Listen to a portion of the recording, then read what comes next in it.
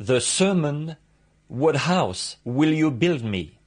By Brother William Marion Branham was delivered on Sunday morning, November 21st, 1965, at the Tucson Tabernacle in Tucson, Arizona, USA. Ce sermon intitulé « Quelle maison me bâtirez-vous » a été prêché par frère William Marion Branham le dimanche matin 21 novembre 1965 au Tucson Tabernacle à Tucson, Arizona, USA. Merci frère Green, c'est un privilège. Salutations à frères et sœurs Green et à tous ceux qui sont ici ce matin. Effectivement, j'estime que c'est un privilège qui m'est donné de venir dans ce lieu d'adoration, faire quelques annonces. Je ne veux pas prendre le temps de frère Green là, parce que j'ai entendu frère Green prêcher plusieurs fois, et certainement que j'ai été influencé alors qu'il nous a porté la parole du Seigneur. Et il est très humble à ce sujet. Hier, il disait « Je ne reçois pas la parole de la part du Seigneur, comme peut-être elle viendrait par révélation, telle qu'elle a été envoyée. » Mais il disait « J'aime à souligner ce qui a déjà été dit. » Il disait, par exemple, quand Paul a écrit quelque chose dans la Bible, « Je viens ici souligner ce qu'il a dit. » Il disait, « Je n'ai pas de message à moi, si ce n'est simplement de souligner ce qui a déjà été dit par le Seigneur. » J'ai trouvé que c'était vraiment remarquable de la part d'un jeune homme comme lui, de l'entendre faire une telle remarque. Maintenant, ayons juste un mot de prière ensemble. Dieu bien-aimé, je ne sais vraiment pas comment commencer, car je sens que tu es ici aujourd'hui, et dans ta présence, nous nous sentons toujours très petits. Et je te remercie pour ce privilège. Seigneur, maintenant que tu nous as accordé ce lieu, nous te prions de nous y rencontrer chaque fois que nous nous rencontrerons ici. Et puisse ton grand esprit agir dans cette ville. Puissions-nous être capables d'apporter ce message de l'Évangile qui nous a été donné et qui a été placé dans nos mains dans ces derniers jours.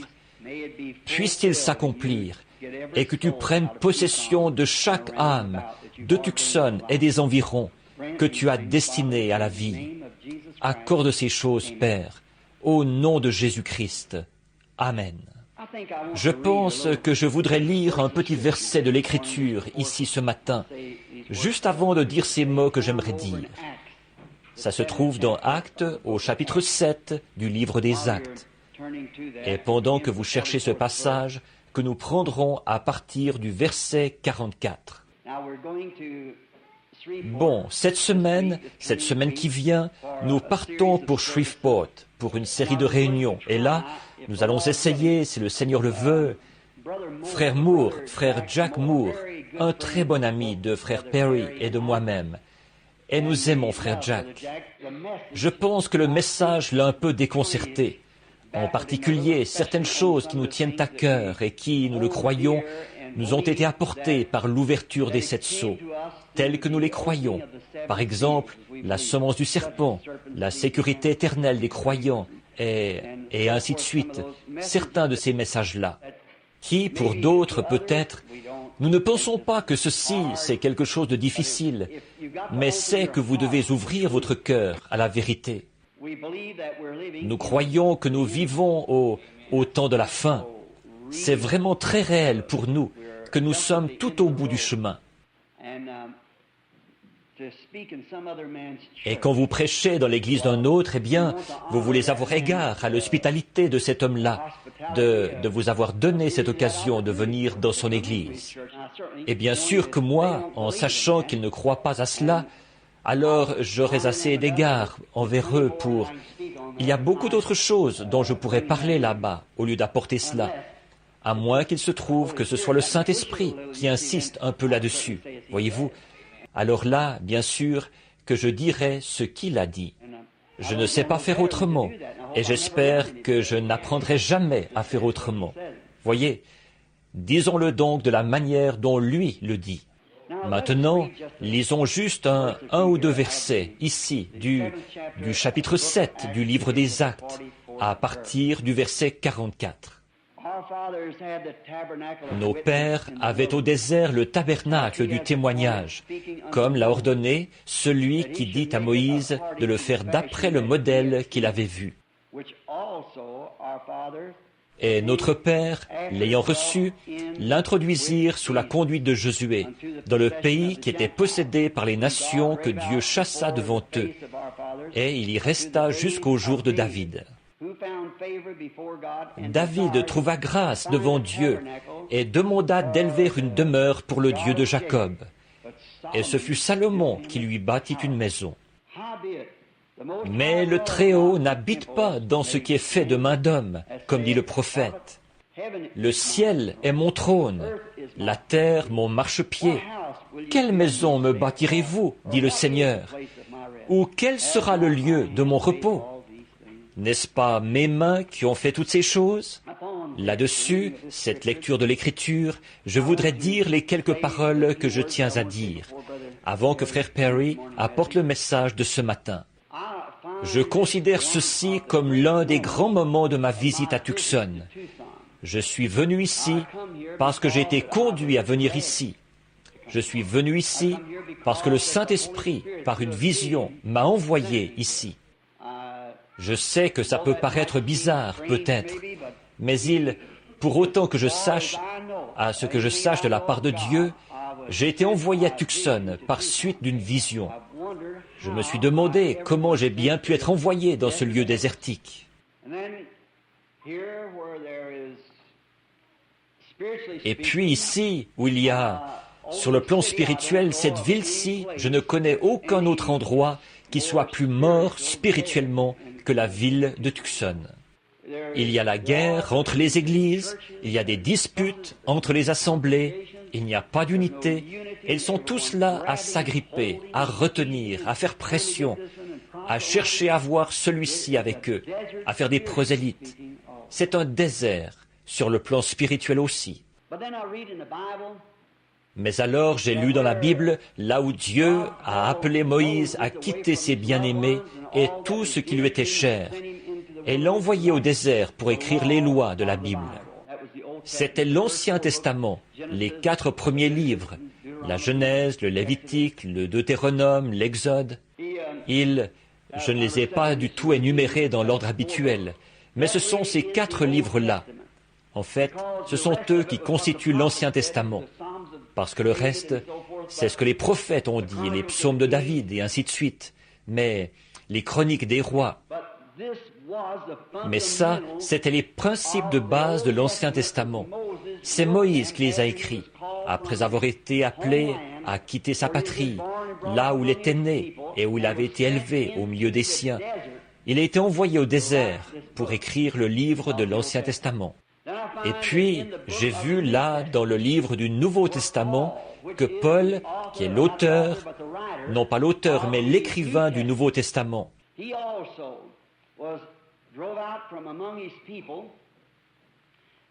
lui aussi, il a été poussé par l'Esprit à quitter les siens et à partir en Arabie, où il a passé 3 ans et demi afin de trouver l'inspiration. Et Paul est l'écrivain principal du Nouveau Testament. Bon, il y a Matthieu, Marc, Luc et Jean, mais eux, c'étaient des scribes. Ils ont simplement écrit ce que Jésus avait dit pendant qu'ils le suivaient. Mais prenons par exemple le livre adressé à Timothée, aux Romains, aux Hébreux et ainsi de suite.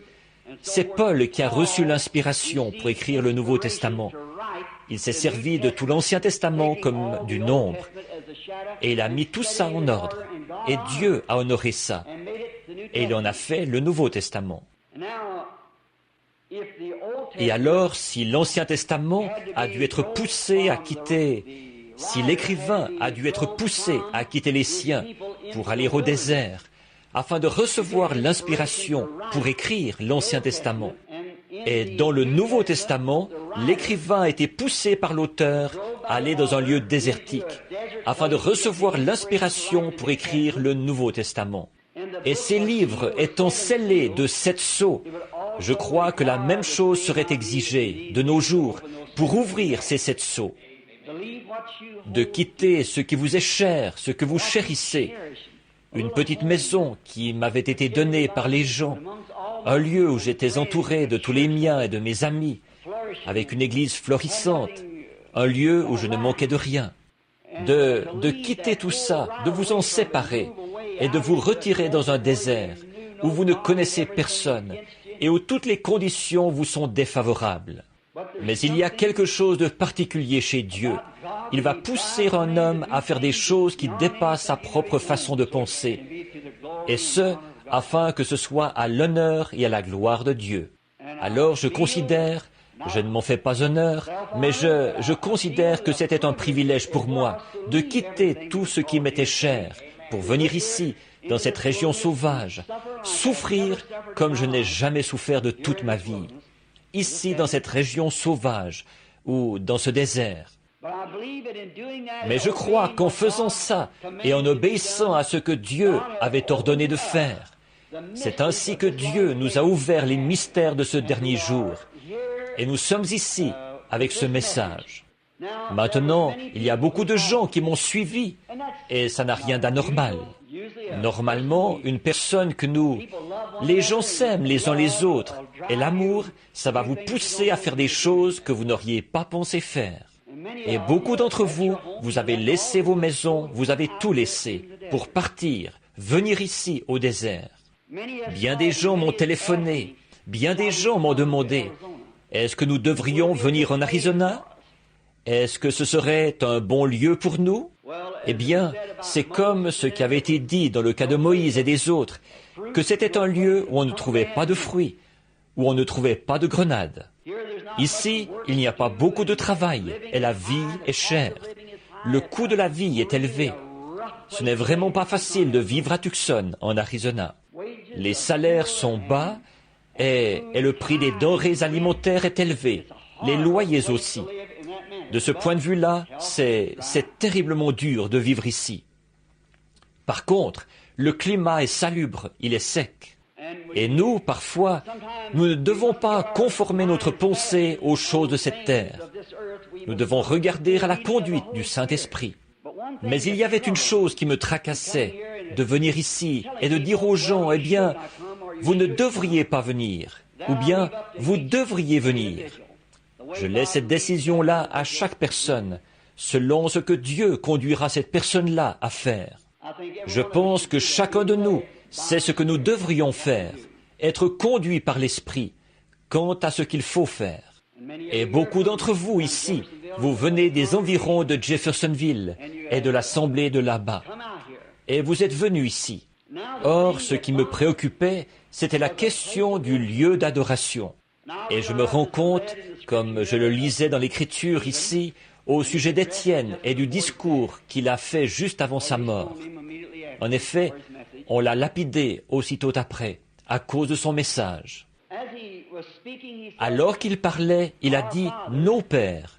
Il faisait allusion aux Hébreux des premiers jours, disant qu'ils avaient essayé de trouver grâce devant Dieu, de construire un lieu d'adoration. Il a dit que ce fut Salomon qui lui bâtit une maison, ou plutôt un bâtiment. C'est une histoire qui nous est familière.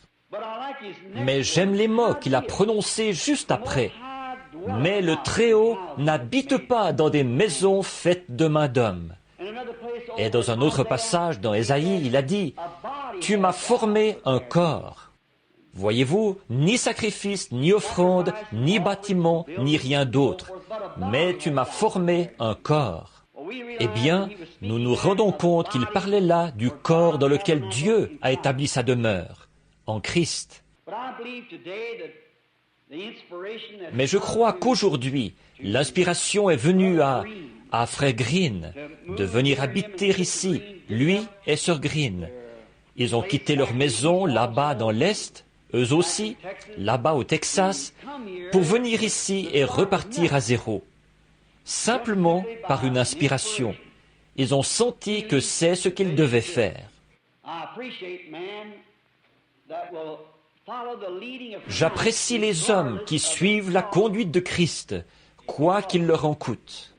Quand bien même le monde entier, peut-être même vos meilleurs amis, pensent que vous êtes dans l'erreur.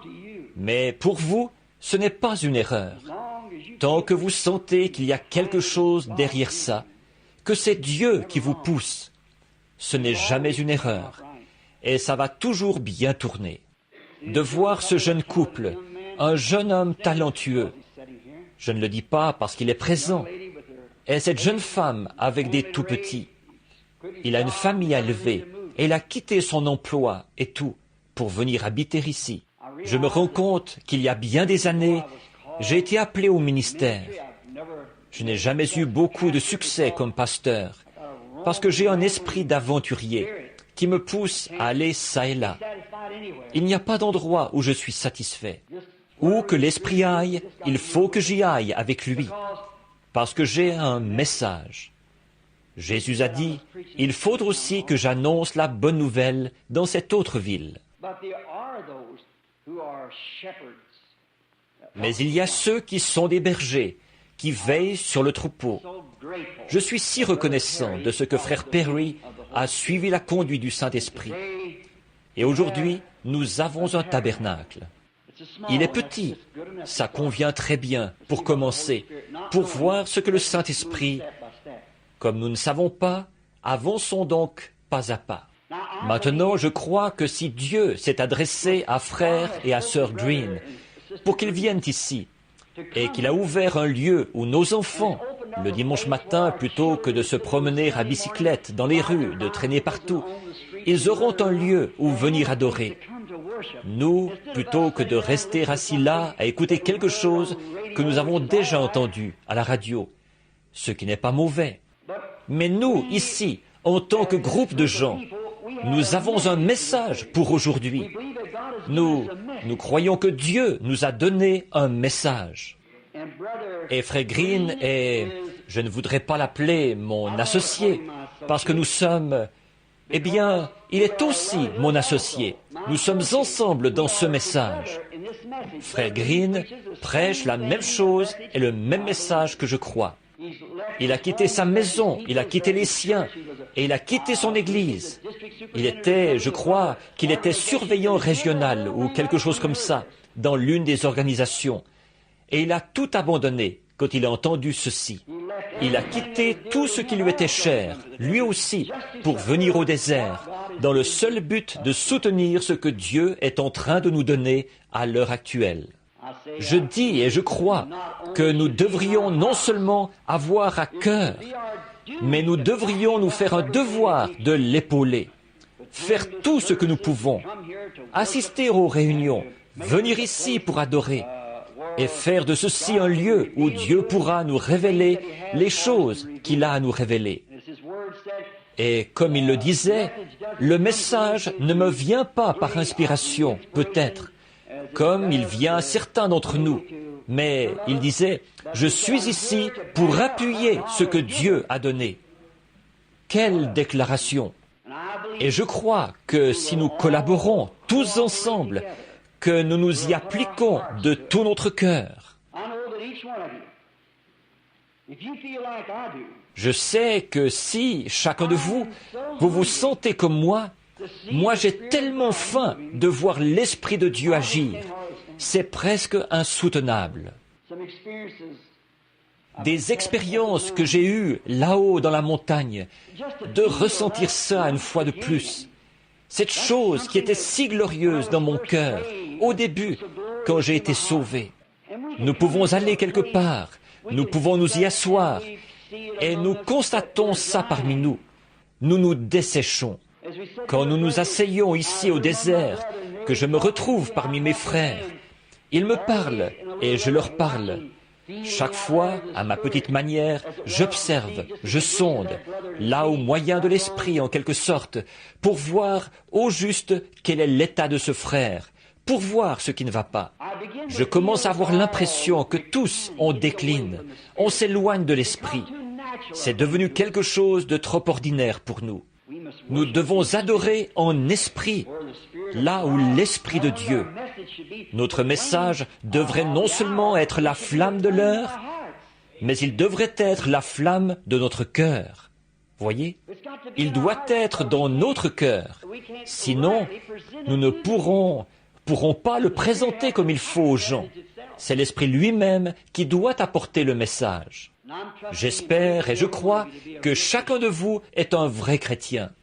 Maintenant, ils ont besoin de moniteurs de l'école du dimanche. Ils vont avoir besoin de personnel. Et je veux dire ceci pour que vous le compreniez parfaitement. Ceci est mon Église.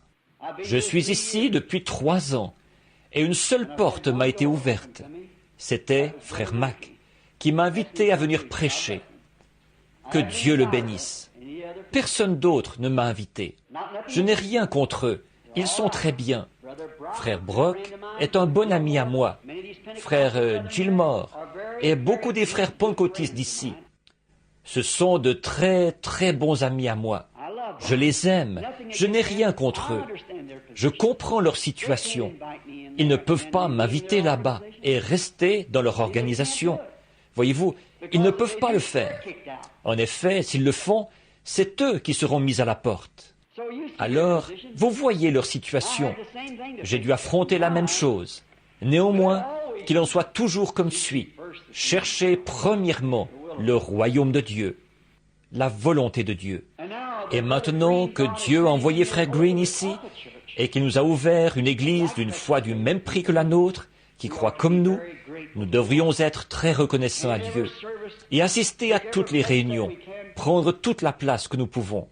Et si on fait appel à nous, qu'on nous demande de prier, de chercher, de faire quelque chose, soyons des soldats, juste vraiment désireux de le faire.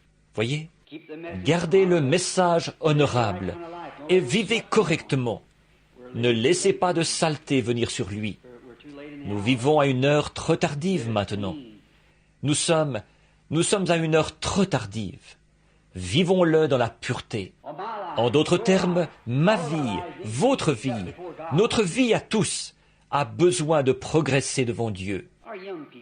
Nos jeunes gens, ce qu'ils font, ils se baladent ici et là, d'un spectacle à l'autre, et ils s'éloignent de plus en plus de Dieu. C'est vrai, c'est la vérité, ça. Je constate ça chez mes enfants, et je constate que j'en suis moi-même à un point où, non pas, il faut qu'on s'assemble pour adorer Dieu. La Bible dit, quand nous voyons ce jour approcher, nous devons nous réunir d'autant plus. S'il n'y a que 2 personnes ici, soyez l'une d'elles. Maintenant, et si nous nous réunissons et que nous adorons ensemble, alors, tout simplement, il y a quelque chose là-dedans. Jésus a dit, là où 2 ou 3 sont assemblés en mon nom, je suis au milieu d'eux. Or, comme je l'ai dit précédemment, Frère Green m'a dit, et il a dit, ma femme est venue me dire ce qu'il avait dit quand j'étais absent, et il a dit ce matin que la chair était ouverte n'importe quand. Or, habituellement, c'est-à-dire ouverte pour que moi j'y prêche. Or, habituellement, je devais faire tout le trajet en voiture jusqu'à Jeffersonville, dans l'Indiana, pour prêcher un message que Dieu m'avait donné pour l'apporter aux gens. Je devais aller jusqu'à Jeffersonville, dans l'Indiana, et chacun de vous, vous traversiez le pays. Il fallait faire des liaisons téléphoniques et tout, pour que vous puissiez recevoir le message. Parce que c'est de ça que nous vivons. Voyez-vous, c'est pour ça que nous sommes ici. Eh bien, nous n'aurons plus à faire ça. Quand Dieu me donne un message, je peux m'avancer, ici même, à la chair, pour le prêcher, en me sentant libre de le faire. Voyez ? Et je crois ainsi que le Dieu Tout-Puissant vous bénira si vous soutenez cette Église, maintenant, ce groupe de gens. Pas seulement ça, mais allons aussi à l'extérieur et voyons si nous ne pouvons pas amener d'autres personnes à y entrer. Voyez, parlons aux autres, partout. Parlons-leur de notre Église et de ce qu'elle représente. Ce que notre Église, nous sommes ici, nous voulons que vous y veniez et que vous y ameniez des étrangers. Et je suis certain que ça nous sera profitable à tous. Voyez, nous avons un bâtiment et nous en sommes reconnaissants. Nous sommes reconnaissants d'avoir ce lieu où nous pouvons nous rassembler. Mais néanmoins, le Très-Haut n'habite pas dans ce qui est fait de main d'homme. Voyez-vous, car le ciel est mon trône et la terre mon marchepied. Et quel sera le lieu de mon repos? Mais tu m'as formé un corps. Et nous sommes un corps de Christ. Alors, comme nous nous déplacerons d'un bâtiment à l'autre, je crois, nous y apporterons nos messages et nous viendrons faire des services de guérison. Et tout ce que le Seigneur nous révélera de faire, nous le ferons ici même à l'Église, jusqu'à ce qu'elle prenne tellement d'extension qu'on doive aller s'installer ailleurs, et ailleurs encore, jusqu'à ce que Jésus vienne. Que Dieu vous bénisse. Courbons la tête. Dieu bien-aimé, alors que nous nous tenons ici, sur cette estrade, ce qui représente, juste au-dessus de l'autel, ici, nous nous rendons compte que nous sommes une race qui s'éteint. Pour ce qui est de cette terre-ci, nous jetons un coup d'œil dans les rues et nous constatons que le péché est écrit partout et que la gloire de l'Éternel est en train de se retirer rapidement. Et nous savons que lorsque la gloire de l'Éternel s'élèvera de la terre, l'Église s'élèvera avec elle. Ô Dieu, nous voulons être là. Il y a juste quelques jours, j'étais debout au coin de la rue ici, juste de l'autre côté de la rue. Je regardais passer le défilé dans la rue et de voir ces vieux tanks de la Première Guerre en tête du défilé, suivis du gros tank Sherman, et puis le défilé qui se poursuivait de façon ininterrompue. Ensuite, les mères de l'Étoile dorée, le petit foyer brisé, une épouse en larmes et un petit garçon en haillons qui avait perdu son papa, une vieille mère qui avait perdu son fils. Oh, que c'était triste de se tenir au coin de la rue, de regarder passer quelque chose comme ça. Puis j'ai remarqué que, juste au moment où ils sont passés devant ce bâtiment, la musique a changé. Ils jouaient en avant, soldats chrétiens. Derrière, ils jouaient leur marche, mais quand ils sont passés devant ce lieu-ci, Dieu bien-aimé, je pense à un autre grand moment à venir. Ce sera la résurrection, alors que les vétérans ressusciteront premièrement, les saints, les patriarches. Car nous, les vivants qui serons restés, nous ne devancerons pas ou nous ne ferons pas obstacle à ceux qui se sont endormis. Car la trompette de Dieu sonnera et les morts en Christ ressusciteront premièrement. Ensuite, quand nous verrons ce grand, simplement, ces gens s'élever, marcher vers les cieux, et que nous serons debout, en train d'attendre notre changement, sachant que nous aussi, nous nous alignerons derrière eux. Ô Dieu, fais de nous des soldats fidèles. Il n'y a que ceux qui ont vraiment participé à la guerre et qui y sont allés, qui peuvent savoir ce que cela représente réellement, de voir passer ces tanks. Et, ô Dieu, nous pensons que ceux qui ont été dans la bataille de la vie, ils sauront ce que cela représente. Quand nous attendrons notre tour de prendre notre position, notre place dans la résurrection pour monter. Et voici mon jeune frère, debout ici, bien formé, prêt, habillé. Il attend qu'un vieil homme lui impose les mains, un vieux vétéran qui a été là-bas au front, en sachant qu'il doit lui aussi s'engager dans la bataille. Dieu bien-aimé, ces mains indignes que je pose sur mon frère, elles représentent les tiennes. Dieu bien-aimé, bénis frère Green, que je bénis au nom de Jésus. Puisse-t-il porter ce message, Seigneur, dans cette ville et partout où tu l'appelleras. Puisse-t-il être loyal, rempli de l'esprit, mener une vie irréprochable. Ô Dieu, permets qu'il gagne le cœur des gens, afin qu'il puisse les enseigner, les conduire et les diriger dans le sentier où nous désirons tous marcher. Accorde-le, Seigneur. Bénis sa fidèle épouse, ses enfants. Bénis les efforts que nous fournissons ensemble ici, en tant que frères chrétiens, ici sur terre, afin que nous puissions porter cet évangile jusqu'aux extrémités du monde. Envoie ton esprit sur lui, ô Dieu. Nous prions au nom de Jésus-Christ, alors que nous te le remettons. Amen. Que Dieu te bénisse, frère Perry. Porte la parole de Dieu.